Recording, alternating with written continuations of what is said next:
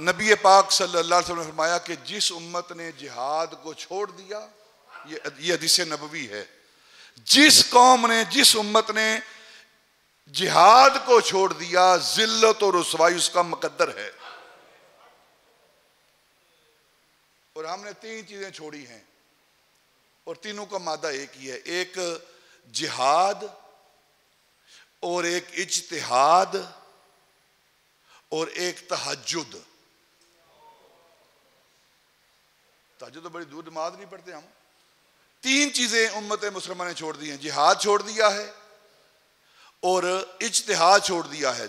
छोटी सी बात होती है तो ये सूर बंदरों की तरह आपस में लड़ते हैं, मीडिया पे देखें आप, मौलवियों के रूप में। जब नबी पाक ने फरमाया था ना कि एक वक्त आएगा मिंबर पर बंदरों जैसे लोग नाचेंगे और बयान करेंगे, ये वो दौर है।